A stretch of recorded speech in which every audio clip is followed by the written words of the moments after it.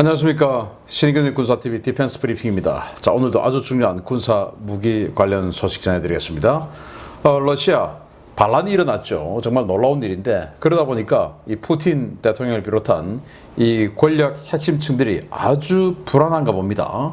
그래서 그동안 냉전 이후에 지금 새로운 어떤 국가 전략, 군사 전략에 따라서 바꾼 군구 스타일을 완전히 수도방위, 즉 모스크바를 방어하기 위한 그런 모습으로 완전히 그냥 다시 개편했어요. 우리로 치면 수방사가 새로 생긴 셈이 되는데, 그만큼 불안하다는 방증이 되겠죠.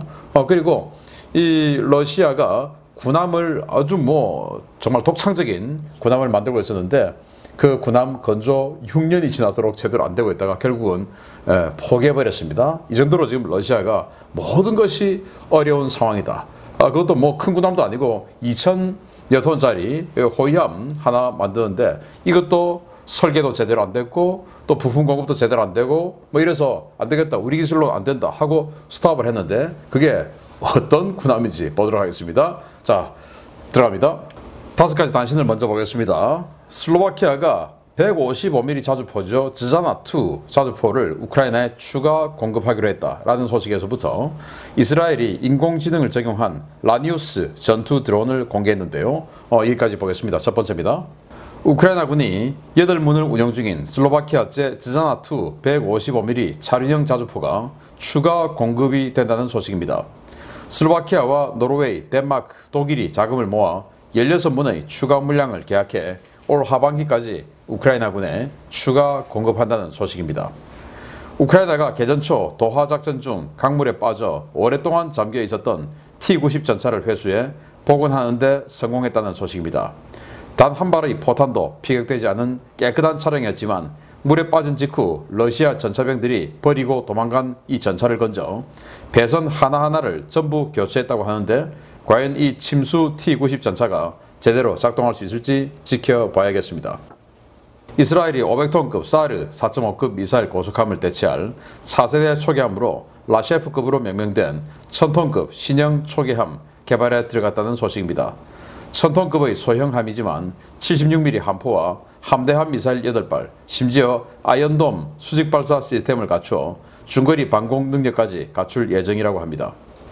중국이 세계 최강의 공격 헬기라고 주장하고 있는 Z-10 공격 헬기의 최신 수출 버전 Z-10ME 초도분이 파키스탄 육군에 인도됐다는 소식입니다. 노후화된 AH-1F 공격 헬기를 대체할 예정이라는데, 과연 중국이 주장하는 성능과 신뢰성이 나올지 모르겠습니다. 이스라엘이 시가전 상황에서 가공할 위력을 발휘하는 라니우스 드론 시스템을 출시했다는 소식입니다. 영화 속에서나 보던 무기가 현실이 됐는데, 우리 군도 유사 무기체계 개발이나 라니우스 도입을 검토해볼만 할 것 같습니다. 네, 즈자나2 차륜형 자주포인데, 이게 전체적인 성능으로 봐서 우리 K9의 초기형보다는 저는 포로서의 능력만 보면 좀 더 좋은 것 같다라는 생각이 들고, 다만 전체적으로 방어력이나 이런 또 등판력, 험로 주파력 이런 것들은 우리 K9에 떨어질지 몰라도, 나머지 순수하게 포만 딱 봤을 때는 K9 못지않다, 더 낫다 라는 생각이 들 정도로 이 카탈로그 성능대로 나온다면 아주 괜찮은 자주포예요. 이 다나라고 하는 자주포 152mm 자주포인데, 그걸 슬로바키아가 개량을 해서 155mm 버전으로 더 추가 개량을 한 겁니다. 프랑스의 세자르보다는 확실히 좋고요. 이걸 슬로바키아가 전쟁 초기에 8문을 줬는데, 이걸 이제 덴마크나 독일, 네덜란드 합해서 돈을 더 모아서 16문을 추가로 올해 내로 우크라이나에 기증해준다라는 소식이 왔네요. 자, 이 전차입니다. 개전 초에 러시아군이 이게 포탄을 맞은 것도 아니고 아무것도 아닌데, 뭔가 도하를 하다가 물에 빠졌는지 그냥 놔두고 도망나 버린 겁니다. 그래서 물에 있었던 거예요. 물속에. 그 물속에 있었던지 지금 거의 한 1년 됐겠죠. 그런데 저기에 전차 한 대 있어 라는 걸 알고 있는 상황에서 그 개전 초에 빼겼던 지역을 이번에 탈환한 겁니다. 야, 그래서 저기 전차 하나 있어, 그 건지자 해서 군한 전차를 2대나 동원해서 이걸 건져내어서 이 하나하나 배선 하나까지 다 손봐서 움직일 수 있게 만들었다고 하는데, 뭐 우리도 뭐 장마 기간 태풍 이런 거 한번 불면 침수 차량들 많이 나오죠. 그 침수 차량 물에 한번 들어갔다 나오면 뻘물 들어가고 해서 완전 엉망되는데, 그걸 일부 몰지각하고 나쁜 중고 차량 센터에서 침수라는 걸 속이고 판매하는 그런 경우도 있다고 하지 않습니까? 근데 침수 한번 들었다 나오면, 특히 요즘 승용차들은 반도체도 많이 들어가고 그리고 전자장비 많이 들어가기 때문에 굉장히 그런 내구도 신뢰성 많이 떨어진다고 하는데, 이 전차 어떻게 수리했을지 기대가 되는데요. 모쪼록 침수 승용차처럼 고장 잘 나지 말고 제대로 좀 잘 움직이는 이런 전차가 되기를 기대하고, 또 특히나 T90 전차니까 하이급에 있는 전차죠. 그래서 제가 Weapons of World, 와우, 그 채널에 이 전차를 구조하는, 그래서 재생한 그 모습의 동영상을 올려드리겠습니다. 그래서 이 마지막 링크에다가 올려드릴 테니까 많이 봐주시고요. 와우도 구독해 주시면 되겠습니다. 자, 이스라엘이 500톤급의 초계함을 대체해서 1000톤급의 초계함으로 만든다고 하는데 꽤 괜찮아요. 아이언돔 수직 발사관도 들어가고 위상 배열 레이더도 들어가고 그리고 30mm 기관포 스위즈 최종 방어 체계죠. 뭐 이런 것도 들어가고 해서 또 드론도 운영할 수 있고 굉장히 성능이 업그레이드된 그런 그 대체 군함을 만든다고 하는데, 하여튼 이스라엘의 이 군함이 점점 커지고 있다라는 것을 알 수가 있습니다. 자, 파키스탄이 중국으로부터 이 Z-10 ME 공격 헬기를 사는데, 지금 현재 파키스탄은 미국제 코브라 공격 헬기도 가지고 있고, 또 소련제, 지금은 러시아죠. 과거 소련에 샀으니까 소련제 밀24 하인드 공격 헬기도 가지고 있어요. 그래서 미소 또 미러 두 나라의 무기를 공통적으로 가지고 있었는데, 그 중에 이 하인드는 그래도 힘도 더 좋고 뭐 그래서 고산지대나 이런 데서 지금도 유용하게 쓴답니다. 근데 코브라는 사실 힘이 굉장히 약하죠. 그래서 코브라를 대체해서 먼저 퇴역시키고 이 중국제 Z-10 이걸 산다고 하는데, 중국은 중국판 아파치 뭐 이렇게 이야기를 하는데, 아파치보다는 덩치도 작고 또 성능도 과연 제대로 비행할 수 있을까? 제2의 코브라 상황이 되지 않을까? 그래도 코브라는 힘은 별로 없어도 고장은 잘 안 나죠. 그런데 힘도 없는 것이 고장도 잘 나는 그런 중국판 짝퉁 아파치가 되지 않을까라는 기대가 되는데, 뭐 까보면 중국제, 까보중 그 값을 해주기를 기대합니다. 자, 이스라엘이 라니우스라고 하는 전투 드론을 공개했는데 기가 막혀요. 제가 이것도 이 LB 시스템스에서 만들었는데 마칠 때 링크를 해드리겠습니다. 와우 채널에, Weapons of World 채널에 이 동영상을 올려드렸는데, 이야 정말 기가 막혀요. 그래서 이 동영상을 보게 되면 여기 있는 조그만 거, 요게 이제 라니우스 전투 드론이에요. 아주 조그맣습니다. 이게 시가전할 때 저기 건물 뭐 이런 데로 들어가서 쫙 정찰하고는 워낙 조용하고 하니까 거의 뭐 벌레 소리 정도밖에 안 나고 이러니까 저기 모르고 문을 열었다든지 마주쳤다든지 이럴 때 이제 자폭해서 적을 제거하는 이제 이런 건데, 자, 덩치가 작으니까 멀리 못 날아가죠. 그래서 뭐가 있냐, 이렇게 모선이 있는 겁니다. 이 드론, 이 모선 드론도 작은 거죠. 그런데 이 모선 드론에 이 슬롯을 보면 한 7개가 탑재가 되는 것 같은데, 아무튼 이렇게 모선에 실어서 거의 뭐 항공모함이라고 할 수 있죠. 실어서 날아가서 거기서 이제 이건 항속거리 짧으니까 다시 분리를 해가지고 찾아가는 이런 기가 막힌 시스템이에요. 이거 우리 특전사나 또 우리 한국군의 사단 수색대, 또 군단 특공대, 특공연대 이런 데서 운영하면 꽤 좋겠다 라는 생각이 들 정도인데, 여러분들 한번 보시고 이야 이거 우리 군도 가져야지 라는 생각 공감해 주시면 감사하겠습니다. 자, 주요 소식 들어갑니다. 첫 번째입니다. 러시아가 상황이 많이 어렵긴 어려운 것 같습니다. 러시아가 흑해함대 주력 전투함으로 운영하기 위해 대량 건조할 예정이던 차세대 미사일 초기함 사업을 포기하기로 했다는 소식입니다. 러시아가 흑해함대의 미래 주력 전투함으로 운영하기 위해 대량 건조를 추진하던 차세대 전투함 프로젝트 20386 사업을 포기하기로 결정했다고 복수의 해군 전문지들이 현지 시각 7월 8일 보도했습니다. 상트페테르부르크 인근의 세베르나야 베르프 조선소에서 지난 2016년 초도함 건조를 시작한 프로젝트 20386은 지난 2021년 세르게이 쇼이구 국방장관이 직접 언론에 나와 더치키라는 한명을 부여했을 만큼 러시아 해군에서 큰 기대를 받던 전투함이었습니다. 3,400톤급의 이 전투함은 상부 구조물이 매우 거대한 기형적 구조의 전투함인데요. 러시아는 이 전투함이 높은 수준의 스텔스 설계를 도입해 적의 레이더에 탐지되지 않는 은밀하고 치명적인 전투함이라고 선전한 바 있습니다. 프로젝트 20386은 위상배열 레이더를 탑재하고 사거리 120km의 S-350 함대공 미사일 버전 16발과 야혼트 초음속 대한미사일 8발을 탑재하는 강력한 전투함인데요. 동력 계통도 가스터빈과 전기 모터를 결합한 하이브리드 방식을 채택해 러시아 첨단 군함 기술을 과시하는 상징으로 널리 선전돼 왔었습니다. 문제는 건조 단계에서 불거진 결함과 설계 불량입니다. 러시아는 고작 3,400톤급의 호위함을 개발하는데 5년 이상을 소요했고 2016년 초도함 건조에 착수해 무려 5년 만인 2021년에 일부 완성된 선체를 진수시켰을 정도로 많은 시행착오를 겪었습니다. 현재 세베르나야 베르프 조선소에 있는 초도함은 아무리 빨라도 2025년 이전에는 추역이 불가능하다는 것이 조선사 측의 설명인데요. 결국 러시아는 10척 이상 건조가 예정되어 있던 프로젝트 20386을 폐기하고 초도함 처분 여부를 고민하기로 했습니다. 조선사 측은 프로젝트 폐기 후 대체 전력으로 구형 초기함인 스테레구시급 개량형 추가 건조를 러시아 국방부 측과 협의 중이라고 밝혔는데요. 서방 측 제재로 기존 전투함 건조도 어려워진 러시아가 스테레구시급은 제대로 건조할 수 있을지 모르겠습니다. 네, 이게 프로젝트 20386 호위함이에요. 3,400톤짜리인데 보시다시피 가분수입니다.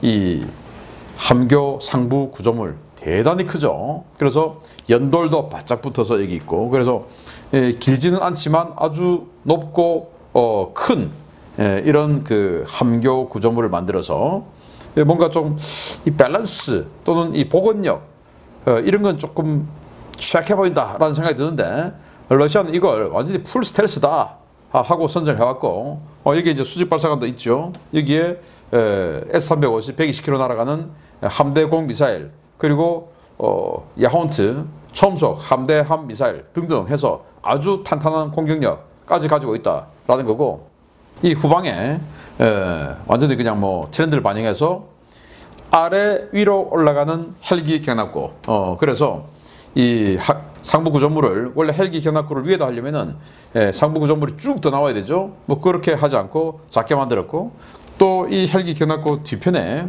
각종 드론, 수상 드론, 수중 드론 이런 것들을 탑재하고 뒤로 발진시킬 수 있는 이런 공간도 만들었어요.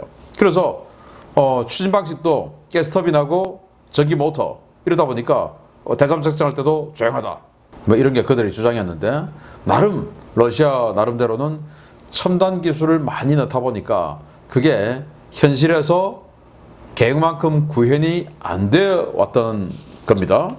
그래서 여러 차례 설계 변경도 하고, 뭐 그래서 상부 구조물을 2021년 7월에 촬영됐었는데 이렇게 따로 만들었어요. 야, 정말 거대하죠. 따로 만들었고, 그리고 하부 선체죠. 선체는 또 따로 있습니다. 진수 이후 장기간 그냥 이러고 있는 겁니다. 왜? 상부 구조물하고 이게 이제 합체를 시켜야 되는데 서로 지금 안 맞는 거예요. 그리고 또 2014년 크림반도 공격 이후에 제재 많이 받았죠. 그러니까 여기 들어간 기술 부품 이런 것들이 제대로 또 조달도 안 되고 뭐 해가지고 안 되는 겁니다.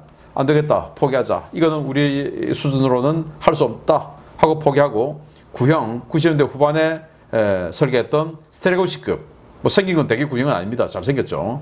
그 스테레구시급을 좀 개량해서 그걸 하자. 그게 현실적이다 라고 하는데, 뭐 스테레구시급은 부품 공급이 제대로 되겠습니까? 지금 이 전쟁통에 각국으로부터 제재를 받고 있는데, 러시아 정말 푸틴의 오판으로 전쟁 잘못 일으켜서 나라 경제 완전히 폭망하고 나라 미래 완전히 절단나고 군사력 완전히 그냥 절단나는 이런 나라가 되어버렸죠. 그러다 보니까 반란까지 일어난 이 상황에서 푸틴이 또 그를 에워싼 이너서클들이 얼마나 겁이 났으면 오랫동안 이어져 왔던 군 구조를 바꿨습니다. 보겠습니다.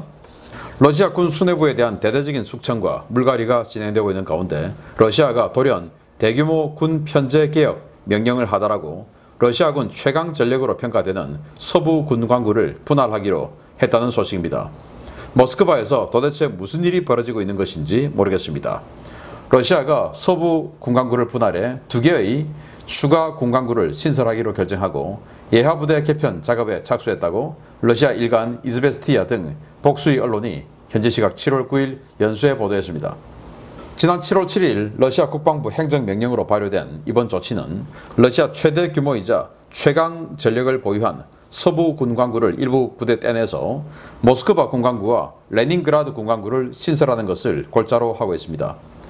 모스크바 군광구와 레닌그라드 군광구는 2010년 대대적인 편제 개편 이전에 6대 군광구를 구성하는 독립된 군광구였지만 2010년 개편 이후 서부 군광구로 통합됐는데요. 통합 후 서부 군광구는 제6연합군과 제1근위 전차군, 별도의 공수군 직할부대와 해군 육전대까지 예하에 둔 러시아군 최강의 군광구로 운영되어 왔습니다. 러시아는 2010년 개편 이후 동부, 서부, 남부, 중부 4개 군광구를 두고 북방 함대의 해군 육전대와 공군 일부 병력을 배속시킨 뒤 함대에 군광구 지위를 부여해 5대 군광구 체제를 유지해 왔는데요. 이번 서부 군광구 분할 조치에 따라 올해 9월 1일부터는 7대 군광구 체제로 개편될 예정입니다. 워싱턴 소식통들은 레닌그라드 군광구의 부활은 발틱 상군과 스칸디나비아 지역의 나토 전력 강화에 대응하기 위한 차원으로 보고 있지만 모스크바 군광구의 부활에 대해서는 의견이 갈리고 있는데요. 이 군광구의 부활이 최근 러시아 수뇌부 내에서 치열하게 벌어지고 있는 권력 암투와 관련이 있을 것이라는 관측이 나오고 있습니다. 관건은 사실상 러시아판 수도방위 사령부가 될 모스크바 군광구에 어떤 부대가 예속되고 누가 지휘봉을 잡느냐 하는 것인데요. 모스크바 군광구의 부활, 아무래도 바그너 그룹의 쿠데타 직후 계속 보고되고 있는 푸틴의 친위 조직 강화 조치의 일환으로 보입니다. 네, 바그너가 반란을 일으키고 그러다 보니까 불안하니까 이 국가근위대, 그러니까 뭐 푸틴의 무장 친위대죠. 그 국가근위대에 기갑부대까지 집어넣고 그리고 더 확대 개편하고, 그런데 국가근위대 또 못 믿어. 얘들이 배신하면 어떡하지 해서 내무군의 특수부대인 오몬을 교차 배치하고, 그래서 오몬 부대원들이 국가근위대에 들어와서 교차 근무하고 합동 근무하고 이런 식으로 친위 조직을 만들어 나갔죠. 그런데 그것도 불안해. 그래서 야, 안 되겠다. 수도방위 사령부 만들자. 이제 이건 겁니다. 원래 냉전 이후에 러시아는 이런 군광구 편성이었습니다. 동쪽으로부터 파이스트, 그러니까 극동 군광구, 그리고 바이칼 군광구, 시베리아 군광구, 그리고 우랄, 그리고 볼가 군광구, 그리고 이제 이 흑해 지역을 담당하는 노스 카프카스 군광구, 모스크바 군광구, 노슨 군광구, 이렇게 해서 이 8개 군광구 체제로 운영해 오다가 2010년 개편을 했죠. 그래서 아주 심플하게 만들었어요. 그래서 이렇게 극동과 바이칼 이 지역을 합해서 동부 군광구, 그리고 또 여기 이제 시베리아하고 이 지역을 합해서 중부 군광구, 뭐 볼가, 시베리아, 우랄 이 지역 다 합했죠. 그리고 이제 남부는 그대로 카프카스 군광구를 남부로 바꿨고, 그리고 이제 여기 북방 함대를 주려고 해서 북부 군광구, 그리고 이제 서부 군광구가 최강 군광구가 되는데, 이런 식으로 만들었다가 이 서부 군광구를 지금 3개로 쪼개는 거예요. 3개로. 그래서 상트페테르부르크를 중심으로 한 레닌그라드 군광구를 만들었고, 그러면 거기는 당연히 상트페테르부르크와 마주보고 있고 옆으로 있고 앞으로 있고 한 핀란드, 스웨덴, 그리고 이 발틱 삼국이죠. 에스토니아, 라트비아, 리투아니아, 이런 곳을 담당하는 군광구라는 것은 퍼뜩 느낌이 오는데, 자, 그러면 기존 서부 군광구는 이제 벨라루스, 우크라이나 북부 지역, 그리고 폴란드 뭐 이런 데를 담당한다? 또 느낌이 오는데, 모스크바 군광구는 또 뭐냐? 쿠데타를 방한다, 이거 아니겠습니까? 그리고 또 저는 또 여기에서 아니 이름을 상트페테르부르크 군광구가 아니라 레닌그라드 군광구를 했다. 이 말은 지금 러시아 내에서 소련으로의 회귀를 바라는 자들이 아주 많고 그 소련으로의 회귀를 하는 모습을 보여줬을 때 지지도가 더 높다라는 거죠. 왜? 원래 이 지역의 이름이 상트페테르부르크인데 공산당 혁명으로 인해서 레닌그라드로 이름을 바꿨죠. 상트페테르부르크를. 그리고 이 중부 남쪽의 큰 도시죠. 볼고그라드. 거기도 스탈린그라드로 이름을 바꿨죠. 그런데 그 상트페테르부르크, 제정 러시아 때부터 상트페테르부르크였는데 그걸 상트페테르부르크 군강구로 하지 않고 레닌그라드 군강구로 이름을 바꿨다. 그 말은 아직 이 러시아에 소련의 향수가 너무나 많다. 그래서 이번 전쟁 초기에도 소련기 들고 나오는 부대들 많이 있었죠. 그래서 러시아가 무슨 뭐 민주주의 국가다 어쩌다 뭐 동반자다 이따위 소리는 안 하는 게 좋다. 소련이다 그거예요. 그걸 좋아한다 이겁니다. 그리고 실제 정치 체제만 외형적으로 민주주의를 추구하고 있지 실제 뭐 소련하고 똑같죠. 하는 짓이나 이 독재의 어떤 강도나 이런 거 보면 그리고 도덕성이나 모든 것이 그렇지 않습니까? 그러니까 러시아를 민주주의 국가로 착각 또는 알면서 모르는 척하는 이런 자들 조심해야 되겠다 라는 생각 한번 더 해보고 푸틴 정말 쫄아 있는 모습을 알 수 있습니다. 마치겠습니다. 감사합니다.